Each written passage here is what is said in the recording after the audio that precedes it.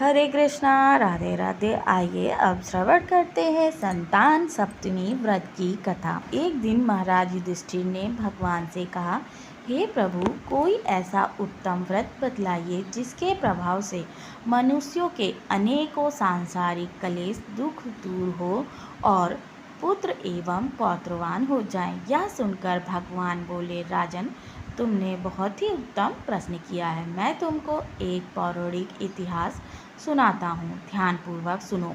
एक समय लोमेश ऋषि ब्रजराज की मथुरापुरी में वसुदेव देवकी के घर गए। ऋषि राज को आया हुआ देखकर दोनों अत्यंत प्रसन्न हुए तथा उनको उत्तम आसन पर बैठाकर उनका अनेकों प्रकार से वंदन और सत्कार किया। फिर मुनि के चरणोदक से अपने घर तथा शरीर को पवित्र किया। वह प्रसन्न होकर उनको कथा सुनाने लगे। लोमेश ऋषि कहते हैं कि हे देवकी, दुष्ट दुराचारी पापी कंस ने तुम्हारे कई पुत्र मार डाले हैं, जिसके कारण तुम्हारा मन अत्यंत दुखी है। इसी प्रकार राजा नहुस की पत्नी चंद्रमुखी भी दुखी रहा करती थी, किंतु उसने संतान सप्तमी का व्रत विधि विधान सहित किया, जिसके प्रताप से उनको संतान का सुख प्राप्त हुआ। यह सुनकर देवकी ने हाथ जोड़कर मुनि से कहा, हे ऋषिराज, कृपा करके रानी चंद्रमुखी का संपूर्ण वृत्तांत, इस व्रत को विस्तार पूर्वक सहित मुझे बताइए, जिससे मैं भी इस दुख से छुटकारा पाऊं। लोमेश ऋषि ने कहा, हे देवकी, अयोध्या के राजा नहुस थे। उनकी पत्नी चंद्रमुखी अत्यंत सुंदर थी। उनके नगर में विष्णुगुप्त नाम का एक ब्राह्मण रहता था। उसकी स्त्री का नाम भद्रमुखी था। वह भी अत्यंत रूपवती सुंदरी थी। रानी और ब्राह्मणी में अत्यंत प्रेम था। एक दिन वे दोनों सरयू नदी में स्नान करने के लिए गईं। वहां उन्होंने देखा कि अनियत बहुत सी स्त्रियां सरयू नदी में स्नान करके निर्मल वस्त्र पहनकर एक मंडप में शंकर एवं पार्वती जी की मूर्ति स्थापित करके पूजा कर रही हैं। रानी और ब्राह्मणी ने यह देखकर उन स्त्रियों से पूछा कि बहनों, तुम यहाँ किस देवता और किस कारण से पूजन व्रत आदि कर रही हो? यह सुनकर स्त्रियों ने कहा, हम संतान सप्तमी का व्रत कर रहे हैं और हमने शिव पार्वती का पूजन चंदन अक्षत आदि 1600 उपचार विधि से किया है। यह सब इसी पुनीत व्रत का विधान है। यह सुनकर रानी और ब्राह्मणी ने भी इस व्रत के करने का मन ही मन संकल्प लिया और घर वापस आकर लौट आई। ब्राह्मणी भद्र तो इस व्रत को नियम पूर्वक करती रही, किंतु रानी चंद्रमुखी राजमद के कारण कभी इस व्रत को करती, कभी ना करती, कभी भूल हो जाती। कुछ समय बाद दोनों ही मर गईं। दूसरे जन्म में रानी बंदरिया और ब्राह्मणी ने मुर्गी की योनि पाई, परंतु ब्राह्मणी मुर्गी की योनि में भी कुछ नहीं भूली और भगवान शंकर तथा पार्वती जी का ध्यान करती थी। उधर रानी बंदरिया की योनि में भी सब कुछ भूल गई। थोड़े समय बाद दोनों ने यह देह त्याग दी।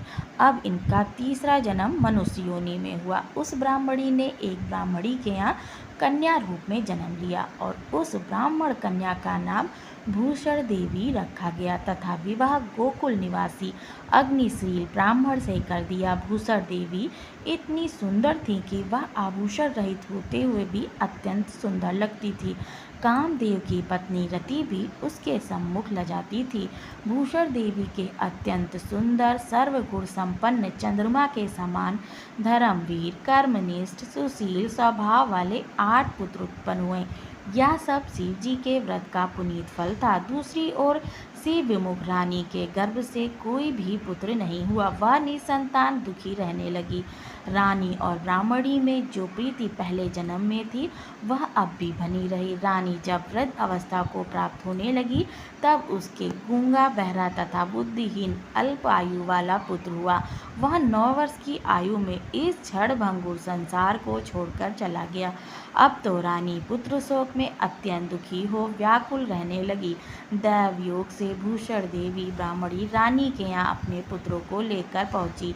रानी का हाल सुनकर उसे बहुत दुख हुआ, किंतु इसमें किसी का क्या वश कर्मई और प्रारब्ध के लिखे को स्वयं ब्रह्मा भी नहीं मिटा सकते। रानी कर्मच्युत भी थी, इसी कारण उसे दुख भोगना पड़ा। इधर रानी पंडितानी के इस वैभव और 8 पुत्रों को देखकर उससे मन ही मन ईर्ष्या करने लगी तथा उसके मन में पाप उत्पन्न हो गया। उस ब्राह्मणी ने रानी का संताप दूर करने के लिए अपने 8 पुत्र को रानी के पास छोड़ दिया।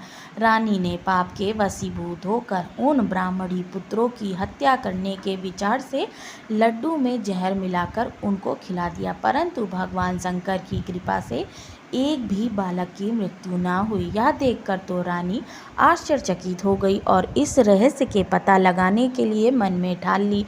भगवान की पूजा से निवृत्त होकर जब भूषण देवी आई तो रानी ने उससे कहा कि मैंने तेरे पुत्रों को मारने के लिए इनको जहर मिलाकर लड्डू खिलाया, किंतु इनमें से एक भी नहीं मरा। तुमने कौन सा दान पुण्य व्रत किया है जिसके कारण तुम्हारे यह पुत्र नहीं मरे और तुम नित्य नए सुख भोग रही हो? तुम्हारा बड़ा सौभाग्य। इनका भेद तो मुझसे निष्कपट होकर समझा, मैं तेरी बड़ी ऋणी रहूंगी। रानी के ऐसे दीन वचन सुनकर भूषण ब्राह्मणी कहने लगी, सुनो, तुमको 3 जन्म का हाल कहती हूँ, सो ध्यान पूर्वक सुनना। पहले जन्म में तुम राजा नहुस की पत्नी थी और तुम्हारा नाम चंद्रमुखी था, मेरा भद्रमुखी था और ब्राह्मणी थी। हम तुम अयोध्या में रहते थे और मेरी तुम्हारी बड़ी प्रीति थी। एक दिन हम दोनों सरयू नदी में स्नान करने गए। दूसरी स्त्रियों को संतान सप्तमी का उपवास से पूजन अर्चन करते देखकर हमने इस उत्तम व्रत को करने की प्रतिज्ञा की, किंतु तुम सब भूल गई और झूठ बोलने का दोष तुमको लगा, जिससे तुम आज भोग रही हो। मैंने इस व्रत को आचार विचार सहित नियम पूर्वक किया और आज भी कर रही हूँ। दूसरे जन्म में तुमने बंदरिया का जन्म लिया और मुझे मुर्गी की योनि मिली। भगवान शंकर की कृपा से इस व्रत के प्रभाव से भगवान को इस जन्म में भी ना भूली और निरंतर उस व्रत को नियमानुसार करती रही। तुम अपनी बंदरिया के जन्म में भी यह भूल गई। मैं तो समझती हूँ कि तुम्हारे ऊपर यह तो भारी संकट है, उसका एकमात्र यही कारण है कि दूसरा कोई इसका कारण नहीं हो सकता। इसलिए मैं तो कहती हूँ कि आप अब भी संतान सप्तमी के व्रत को विधि सहित करिए, जिससे तुम्हारा यह संकट दूर हो जाए। लोमेश ऋषि ने कहा, देव की भूषण ब्राह्मणी के मुख से अपने पूर्व जन्म की कथा तथा संकल्प इत्यादि सुनकर रानी की पुरानी बातें याद आ गई और पश्चाताप करने लगी तथा भूषण ब्राह्मणी के चरणों में पड़कर क्षमा याचना करने लगी और भगवान शंकर पार्वती जी की अपार महिमा के गीत गाने लगी। उस दिन से रानी ने नियम अनुसार संतान सप्तमी का व्रत किया, जिसके प्रभाव से रानी को संतान सुख भी मिला और संपूर्ण भोग कर रानी शिवलोक को गई। भगवान शंकर के व्रत का ऐसा प्रभाव है कि पथभ्रष्ट मनुष्य भी अपने पथ पर अग्रसर हो जाता है। लोमेश ऋषि ने फिर कहा कि देवकी, इसलिए मैं तुमसे कहता हूँ कि तुम भी इस व्रत करने का संकल्प अपने मन में करो तो तुम्हें भी संतान सुख अवश्य ही मिलेगा। संतान सप्तमी व्रत की पूजा विधि के संबंध में मेरे द्वारा वीडियो पूर्व में बनाई गई है, मैं उसका वीडियो का श्रवण कर सकते हैं। जय श्री कृष्ण।